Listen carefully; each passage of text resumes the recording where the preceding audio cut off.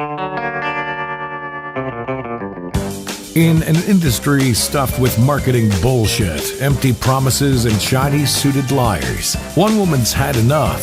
She knows what it's like to have the wrong clients, no money, and no time for fun.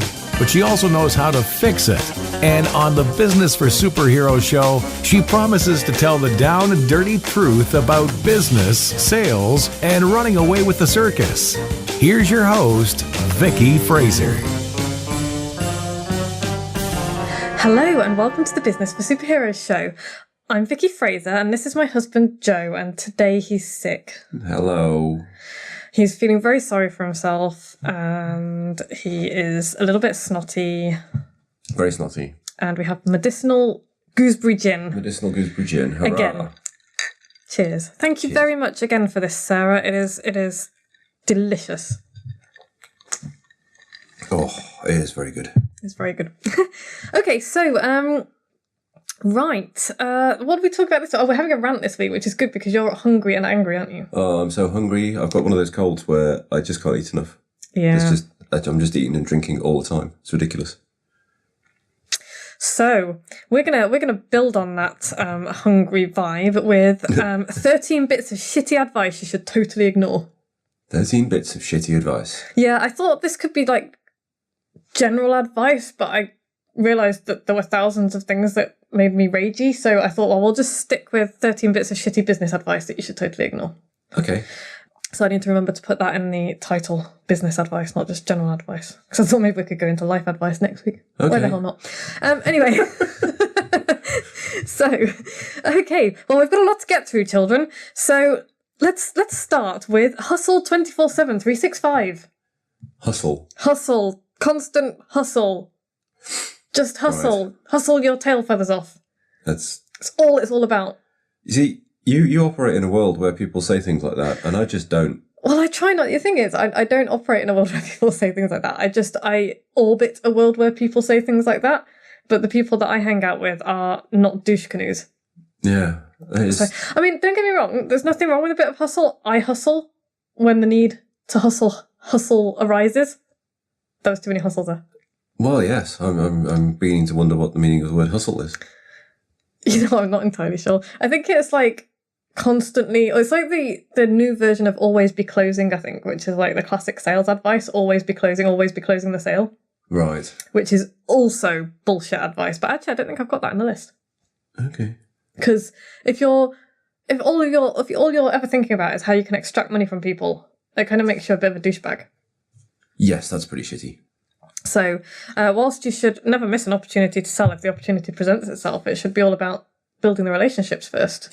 So if there's anybody out there who feels that hustling is a totally worthy and useful good thing that everybody should be doing all the time, feel free to, let us know. And we'll laugh at you and point. We'll probably disagree. But yeah, I mean, that's not like all hustle, because the way I see hustle is like working really hard on something. Yeah, getting on with it. And that is necessary a lot. It's not necessary 24/7. And you do see people with their this is in one of the Facebook groups, Stephanie's Facebook group actually, and Stephanie is on the show next week. Hi, Stephanie. Hi, Stephanie. And she was kind of posting about this, kind of everybody on Facebook has got like £1 million in their bank account and rock hard 6-pack abs, and they're all banging on about 24/7 hustle this and hustle that, and it's all bullshit. Wankers. Like maybe 1% of them have got £1 million in the bank and rock hard abs. And, but yeah, it's just stupid advice, basically. You cannot, I will sometimes spend a week working solidly on something that I really want to get finished. Uh-huh. Hi, Ivan. Not Ivan. Tim. Hi, Tim. Hi, Tim. Tim's just listening. He's going to be like, what the fuck are you on about? Solidly for a week on something. No, I'd completely blanked that from my memory. Just cut that away. It was traumatic. Yeah, well, no, and I will do that for the odd client where it's a project that requires it, but I'm kind of talking about working on your own business here and in your own business. And I will do that. You remember when I was writing my book, I was like properly hustling to get that finished. Yes. Because I wanted to get it done. And that's fine every now and then, but after that I'll take a week off. Yeah, you gotta kind of keep your eyes on the prize, haven't you? You gotta know why you were doing this. What's the purpose of all of this hustle? Is it just more money? What are you trying to do? What are you trying to achieve? Are you building a lifestyle or what? And also, even outside, that's totally valid, but also outside of that is that everybody needs downtime and you need stuff to make you multidimensional. So all these people who are just hustling 24/7, 365 days a year, I bet they're boring as shit. If all they're doing is sit-ups and trying to sell stuff. Yes, yeah. Don't want you as a friend. Because I love my business, I love what I do, but doing nothing but that, hell no. And sit-ups. And so, well, no, I don't. Well, no, because I wouldn't be doing. I was going to say no because I do my trapeze and pole, but I wouldn't be doing that if I was hustling 24/7. No? I've just come back from trapeze class. So, yeah, so that's bullshit. Hustle 24/7. Don't. Second shitty piece of advice: say yes to everything. That was one that's trotted out quite a lot by people who kind of talk at new entrepreneurs and new business owners. It's like, say yes to everything. Do you remember what it was like when you said yes to everyone? Yeah, it was awful. And not just yes to everyone and yes to everything. It's like, yeah, take the opportunity, say yes to all of the stuff that makes you excited or makes you feel something or makes you grow or that is a really good opportunity. Don't say yes to the person who says, do you want to invest your last £10,000 in my really crappy idea for turning elephant poo into ice cubes? Okay. Can't do that then. Cross that one off the list. So and every wanky price buyer who trips over you and says, "Oh well, bloke up the road will do it cheaper. Can you go cheaper?" No, fuck off. No, toodles. Off you go. On your jog. Shoo. So yeah, don't say yes to everything. Saying yes to everything will kill you or drive you crazy or possibly do both. And you'll spend your time doing the wrong things. Yeah, totally. Okay, so the next one, and this is one that really grates my carrot. Follow your passion and the money will follow. I'm really passionate about drinking gin and eating cheese. Okay. I don't think money is going to follow me. I think actually that's going to empty my bank account and put lard on my butt. It probably will, yes. So, you have to love what you do, I think, to be truly successful at it. Yes, there's got to be some... You can't just be like hating every second of your business because you're just, grinding shit out and making money. Yeah, if that's the case, if you're hating every second of it, then you either need to change something in your business, in which case book yourself or borrow my brain with me because I can totally help you with that. Or employ someone to do that shit for you. Or employ someone to do it for you, or just do something else. Yeah. Because there's like the sunken cost fallacy. There is that just because you've been doing something for 3 years doesn't mean you now have to carry on doing it for another 3 years. If you hate it, that's insane. Too short. Move on. Yeah. So yeah, follow your passion and money will follow. No, not necessarily. It might do, but don't, for God's sake, do something just because you're passionate about it. It has to sell as well. I love crocheting doilies. No, you probably could sell that though. Yeah, but what's your hourly rate like? Well, I don't know. It depends how fast you can. I can't crochet. My hourly rate would be enormous because it would take me weeks. Anyway, we're getting off topic. So yeah, that kind of follow your passion and money will follow is usually spouted by heart-centered entrepreneurs, and that phrase makes me want to claw out my own eyeballs and then stuff them into people's throats until they choke. What's the word for entrepreneurs that douchepreneurs? It's not far off that. Yeah. No, putting any word in front of the preneur to form a portmanteau is generally kind of douchey. Yeah. But it's Heartpreneurs was one. Heartpreneurs. Which just makes me want to vomit. Ugh, makes me want to vomit into my shoes. And I like my shoes. Yeah. More gin. Yes, more gin. So yeah, it kind of goes along with that whole, The Secret. It kind of goes along with The Secret as well, which is woo bullshit of the highest order. I don't know this one. Oh, have you not? The Secret's it was massively famous in the 80s for extracting money from people. Okay. And killing their dreams. Is it one of those horrible pyramid schemes? No, it's not. No, it's not. It's one of it's a system. Multi-level marketing. It's got a new name. It's a system of thought. Oh, we're going to get so many MLMers now going, you bastards! It's like, piss off. So The Secret basically says, just think about something and hope for it and think positive and it will land in your lap. Right. What it doesn't then say, I think it's since been updated, but what it doesn't say, I should qualify this because it is woo bollocks, but it's not as woo bollocky as it sounds, because it's mostly quoted by people who are like, just think positive and the vibes, the universe will bring it to you. And they kind of forget about the whole having to work hard to get it and to, actually do stuff to, it's like the build a better mousetrap thing. And people will build a path to your door. And I'm coming to that shortly. So, but let's leave that. Point number 4, shitty advice number 4 is make sure you're absolutely sure before you do anything. Look, and look again before you leap. Total bullshit. I mean, I might. That's pretty good advice if what you're doing is remortgaging your house for the 4th time to pour the money into your douche canoe home build project. Yeah, that's have a good old think about that. That's reasonable. But I'm talking about the small stuff. So the people, and this is another form of procrastination. It's the people who wait too long and they overthink everything, and it's like, oh well, this book needs to be perfect before it goes out there. This website needs to be perfect before it doesn't. That's total bullshit. And if you wait until you're ready, in fact, if you wait until you're ready, you will never do anything because you will never be ready. Yeah, it's like people who say, oh, I'm gonna wait to buy a house until I'm ready, or I'm gonna wait to have children until I'm ready. You're never ready. I've spoken to lots of parents and they're like, no, you're never ready. Yeah. You do it and that's that. You're never ready to run a business. It just happens to you. Well, it happened to me. But yeah, I mean, I'm sure some people make a decision to run a business, like from scratch. But yeah, so, my best stuff has been done before I was ready. Yes. And did it always work? No. You've sold things before they exist. Yeah, and that's a great way to do things. That's quite motivating. It's very motivating. And the caveat to that is that, if you decide to then not do it, you have to give people's money back.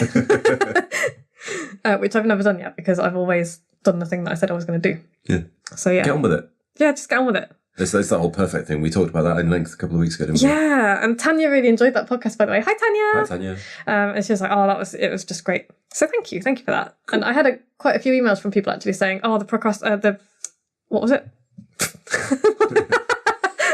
Anyway, it was good apparently. So but just don't wait too long. Don't wait too long to do stuff. Don't overthink it. Don't talk yourself out of it because you risk becoming a follower and not a leader. Someone else will do that thing that you're thinking of. Yeah, you do. We've met a couple of businesses where they've got a product but it's not quite ready yet, and they need a website and they need the right words and they need brochures and they need this and they need that and they need the other. No, just get it out there. And you're like, how long have you been doing this for? And they're like, oh, we're in our 3rd year and we haven't sold one yet. And you're just like, oh, Jesus. That's insane. Get the fuck on with it. When you can slap up a 1-page website using something like Lead Pages just for a landing page, just to sell that stuff, and then build an email list. It's like, it is the simplest thing in the world. This is what I teach people. It's like, you don't need all of these trappings straight away. You don't. Yeah. And this is another really shitty piece of advice, which actually isn't in my list, but I'm throwing it in as a bonus. Bonus shit. Oh, maybe it kind of goes as part of number 5, which is create a business plan. Number 5, create a business plan. Which kind of, I'm going to lump it. Is that shitty advice? Yeah. I'm going to explain why in a minute, but I'm kind of lumping this in together. It's like, part of your business plan is to have a website and have this and have that, like the 3 years, but not sold anything people. And it's like, no, you don't. You need your product. You need a good product. You need a list to sell it to. You need a means to build that list. And then you just sell it. It really is that simple, and I think all this other advice about you have to have this massive kind of framework in place before you do infrastructure. Is just a mechanism to extract money from people who are scared about their product, which is totally fair because everyone's scared about launching a product. Yeah. But don't take advantage of people by saying that you need to spend all this money on all of this shit. You don't. You totally don't. And I can, if you read my book, that will show you how to build a business without spending loads of money on all of that crap. All of that crap can come later. I'm doing all of that crap now, but I've built the business. Yeah. Or I am building the business. Got to pay the bills in the short term, haven't you? You can't get on with it. But yeah, that's all kind of part of create a business plan. Now, I'm not talking about not having a plan at all. I'm talking about the kind of, when I hear business plan, I hear 20-page document that the bank wants. Yes. For collateral. And it's just such bullshit because... And it kind of goes hand in hand with having money before you start a business. Money obviously helps, but you don't need it because you can build the business without having lots of money behind you. Sure, you did. I did, yeah. And okay, I had a safety net. I had you, but there are people who do it on their own, living in their cars. There's a woman called Ash Amberjay who is Ace, She's a brilliant writer. I kind of have a bit of a girl crush on her. And she started her business from the backseat of her car, which was where she was living, with $20 in her pocket. So, and now she's got like, she makes millions of dollars a year. Cool. Because she's built this amazing business. So, you don't need money and you don't need a business plan. Creating business plans, I think, can be the equivalent of, when you're revising for your exams at school. You make a beautiful revision plan and you colour it in and then you adjust it and then you have to take out time you spent making your plan and cram it all down a bit. And then the next day is your exams and suddenly you haven't done any revision because you spent all the time making your revision timetable. Yeah, the timetable's beautiful. Yeah. You haven't done anything. And you know what you need as a business plan? What's your mission? What do you want out of life? What's your vision? What does it look like? And what actions do you need to take to get you there? Go. That's all you need. Okay, you can, finesse it a bit, you can nuance it a bit, you can put it into a planner in the same way that I use a planner that really helps me, But that is essentially all it is. What's my mission? What's my vision? And what actions do I need to take to get me there? Mm-hmm. That's my business plan. And it doesn't need to be any more complicated than that. And the other reason I don't like business plans is because they kind of turn into these great big set in stone things that cannot be changed. And that's dangerous because that sets you on this kind of path that might not suit you in 2 years. Yeah, you can't adapt to anything at that point. You've got a plan. You've got to stick to it. So, so that's shitty advice number 5. Number 6, never ever give up. Now, this is spouted all of the time by people who kind of probably follow Gary Vee and put loads of stupid memes on Facebook and think that that's the equivalent of doing, stuff that works. But that's kind of right up there with follow your dreams for me. Never ever give up. You know what? If you've given something your best shot a couple of times and it's still not working, stop doing it. If you're trying to sell mouse shoes, nobody's buying them. You've been doing it for a while. Mouse with clogs on. Mouse clogs. They're on the step. Singing to the internet. Yeah. Oh, goodness. So yeah, if you're making something and you thought it was a great idea and it turns out that there is nobody on the planet that wants it, and you need to pay the bills. Yeah. So, yeah. Stop. Something else. Yeah, perseverance is really important, and you will not succeed in your business without perseverance. Mm-hmm. But never giving up is not, that's big picture stuff. It's not the same as kind of, people say never give up with this particular tactic. It's like, that tactic's not working for you. Stop doing it. So, yeah. Okay, so number 8. Number 7. Don't take advice on making money from people who are broke. Now, there's another piece of advice that goes hand in hand with that, which is don't ever take business advice from somebody who makes less money from you. Now, I think that's bullshit because... Less money than you, yeah. Right. Now, I think that's bullshit because Ivan... Hi, Ivan! Hi, Ivan. Runs a £1 million engineering business. He does? He's not a marketing expert. No. I don't run a £1 million marketing business. I'm me on my own. I hope I might do one day. But, I don't, and I would never claim to run £1 million marketing business. Does that make me less qualified to advise him on how to market his business? Of course it doesn't. No. I mean, if there are other marketers out there who are making more money than me, they're probably not going to be paying me to advise them. They'll be paying somebody who earns more than them. Does that make sense? I got a bit confused there, but yes, I think so. So yeah, that's kind of, don't take advice on making money from people who are broke. Because clearly they're not very good at making money. It's the whole kind of thin chef, isn't it? Yeah. It's a thin chef. Yeah. Issue. But the other piece of advice that's the flip side of that is don't ever take business advice from somebody who makes less money than you, because I will quite happily take business advice on something that somebody... The scale of the thing doesn't really matter. It's the skills involved that are the important bit. Exactly. So, anyway... On to number 8, because I'm conscious of time and we've still got 5 rants to get through. 5 to get through. Number 8, if you have a great product, it'll sell itself. Yeah. Oh my God, so much nope. And this is the trap that artists fall into quite often. I've made a beautiful thing. Yeah. And it's very, very frustrating to watch because it often is a beautiful thing and it should be out there with more people seeing it.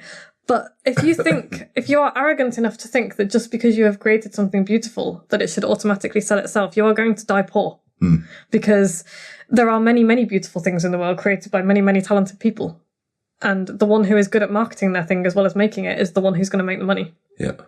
Yeah, for sure. So, and you might get organic word of mouth in the next 20 years. Yeah. Might get you close to paying your mortgage, maybe. But organic word of mouth is absolutely the best way to market. It's lovely. But you have to put effort into it. Yes, but you can't just show your mum the beautiful thing you've made. No.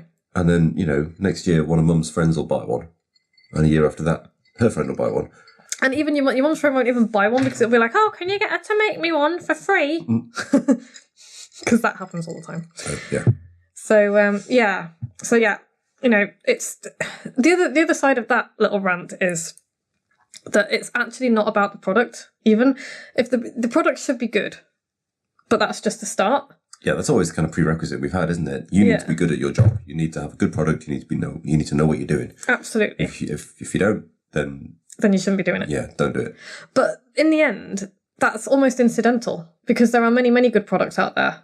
There are lots to choose from. The point is here that, and this is the thing that I'm always trying to drum into people, is that people buy you and not your product. This is about you. They've already decided to buy your product. They already want what it is that you're offering. You can't make people want something that they don't want, if that makes sense. The only decision that they have to make then is where to buy the product from. And so you need to make them want to buy it from you because that is under your control. There's a bazillion people doing something similar to what I'm doing. And yet all of the people in my inner circle, all the people who bought my book, all the people who listen to this podcast, they choose to listen to me. Mm-hmm. I mean, I'm sure they listen to other people as well, but they choose to buy from me because it's me. Yeah. And, I got an email from Tanya the other day. Hi, Tanya. Hi, Tanya, who lives in my favourite place in the world. But she was saying that she chose to do, to put her money with me, to invest in advice from me, partly because, not just because I'm really good at what I do, but also because I live in the village that her uncle used to live in and that she visited when she grew up. Right. So don't ever assume why somebody is going to choose to do business with you. Okay. This is why it's so important to kind of talk about yourself and put your personality out there and be you, because you never know what's going to sway people to buy from you. Yeah. Really important stuff. So make yourself lovable. Number 9, write like you talk. Terrible advice that I'm totally guilty of spouting because I've done it lazily and I haven't qualified it with the qualifier. And I just demonstrated it then. Because most people do kind of put ers and ums in their speech. Sure. Filler words. So maybe don't have the most structured paragraphs. Rambling fuckwits. I'm feeling a little bit like we're in a glass house here. Need to be careful. I'm reliably informed that these are very useful, these podcasts, and entertaining. Right. No, you do have a point though. I mean, this is a conversational podcast, and it's generally quite coherent when we haven't drunk too much gin. But if I'm training or if I'm giving a speech or whatever, there are going to be hopefully very few filler words like and er. Yes. And it's going to be coherent, and it's going to be focused, and it's going to be easy to follow. So that's kind of my qualifier is write like a really good conversationalist and speaker talks, rather than just write like you speak, because if most people wrote like they spoke, it would be incoherent rambling. It should be conversational. Yes. Is what we're saying. Informal conversational. Okay, bad advice number 10. Find a market with no competition.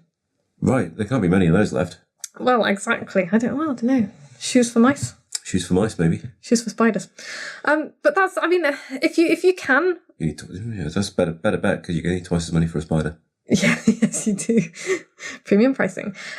Maybe it will work. If you get into a brand new niche, like literally when it's starting up, then you might get lucky, but the chances of that happening are, I couldn't even calculate them, minuscule, infinitesimal. But the thing about markets with no competition is you've got to ask yourself why there's no competition there. Maybe it's because nobody wants what you're offering. Because, I'm going to put this kind of bluntly, but most people listening to this podcast, most people on this planet are not going to come up with a truly innovative idea that nobody else has thought of before. No, they're probably not. No, they're selling services that people recognise, or they're selling products that people are aware of. So by all means, do a load of research, find what's going on in the niche that you're interested in. But if there's no competition in the area where you want to be, then you've got to ask yourself why that is. Because it might be that nobody wants it. But you can, niching within industries and within markets is a good idea. That's a good idea. You can, very specifically target the people that you want So rather than, just spiders who like clogs, spiders who like blue clogs and clog dancing. Right. I do not want to invest in your business. No, me neither. Okay, so rant number 11. And we're back into the woo bollocks here. You can be anything you want to be. Okay. I would like to be the world heavyweight boxing champion. It's not going to happen. But the entrepreneurs on the internet told me I could be anything that I want to be, Joe. You're just trying to oppress me. You're appropriating my culture. I don't know. No, I'm not. Right, no, you can't be anything you want to be. No, you can. What you can be is the absolute best you can be at what you choose to do. Which is, if you have the wherewithal and the drive and the, depending on what you're doing, the physique to get to the top of your game, then absolutely aim to be the best in the world. You started a long time ago, yeah, preferably. But I could put in all of the work in the world from the age of 4 every day and do nothing else, and I would still never be the heavyweight boxing champion of the world because I am 8.5 stone dripping wet. Yeah, it's just not going to happen. So identify what you're good at and build on those strengths and skills, and just be the best that you can possibly be. And if the best you can possibly be is the best in the world, then that's awesome. Yeah. Go for it. I'm totally up for dreaming big, but it has to be, it has to be realistic. And that kind of goes hand in hand with you can do anything you want. Right. Because most people won't. That's the thing. So it's like people always kind of trot out Oprah Winfrey, who, had massive fails before she became Oprah Winfrey, the brand, and Albert Einstein, who didn't talk until he was 4 and read until he was 7. And these people are outliers. They are not normal. They are not kind of the normal people. They wanted what they got, but they put all the work in, and they did extraordinary things to make it happen. If you want extraordinary results, you have to do extraordinary things. Sure. And so just saying you can do anything you want, I think is quite shitty advice, because it makes people sit back and go, oh, great, okay, I can do anything I want. Let's just do that. Yeah, I want it to happen. Why isn't it happening? It's like, well, it's kind of the tip of the iceberg thing again. Yeah. You're just seeing the success at the top. You're not seeing all of the stuff that went before it. So I think that's kind of dangerous advice. And let's finish on number 13 with my favourite piece of shitty advice ever. Joe, would you like to do the honours? Okay. The customer is always right. So very much nope. Why so? But they're the customer. They've got the money in their wallet and everything. They do, and without your customers, you wouldn't have a business, and you should give massive value. I'm really a big fan of over-delivering all the time, and just, making the experience amazing. I'm a massive fan of dealing really brilliantly with complaints and mistakes. I am not a massive fan of doing whatever the customer wants just because they've got a credit card. Sure. You're kind of into that always say yes thing, aren't you? Yeah. Which we said earlier. It's like, the customer's not always right. The customer doesn't always know what they want. They come to you for advice or help or support or... And I've worked with clients who have come to me for copywriting and then have proceeded to, just alter what I've written beyond all recognition because they don't like it.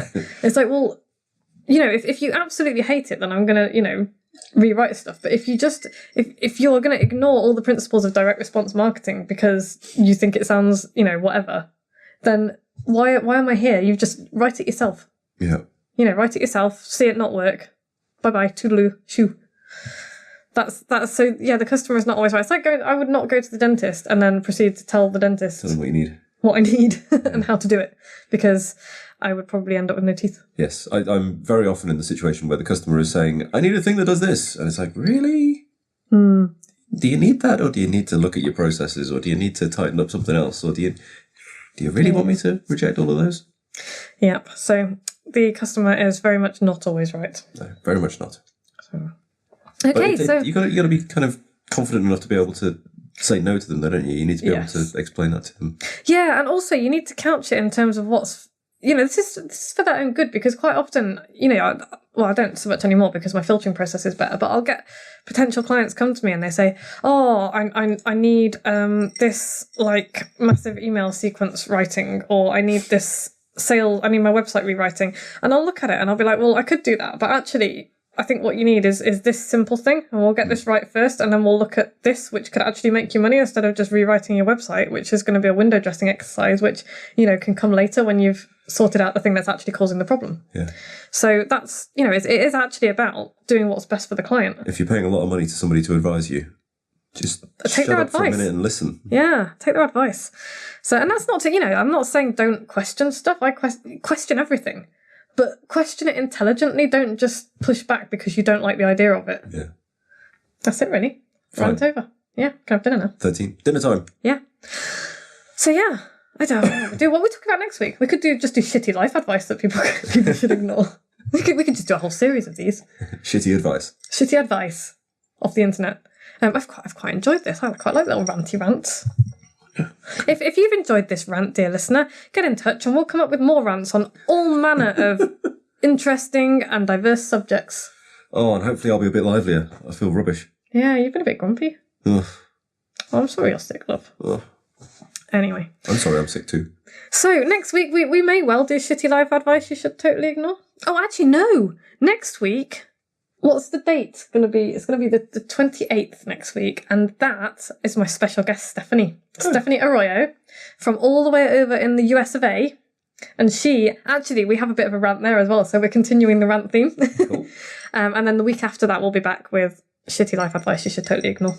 Cool. Maybe. We'll probably have forgotten by then. So, yeah. Want to sell more? You could borrow my brain. If you're stuck, like I said earlier, if you're stuck for what to do, how to do it, just generally not sure you're going in the right direction, book a borrow my brain session because I have comprehensively got loads of people completely unstuck. And it's just been awesome. So you can go vickyfraser.com/borrow my brain and book yourself a session. If you don't think it's been really super helpful, then I will, refund you every penny. If I don't think I can help you, then I will refund your money and cancel the session. If you need a general kind of system and you want ongoing advice and hand-holding and ass-kicking, join my Small Business Superheroes. This is just the surface stuff we do here. In the group, I'll show you how to go deep and build the skills and the mindset you need to do well. And there's a really cool group of people who will have your back and kind of smack you on the arse as you go on. Maybe they won't do that, actually. Some of them will, probably. And finally, if you liked this podcast, please go to iTunes and leave us a review. It'll help more people find us, which would be awesome.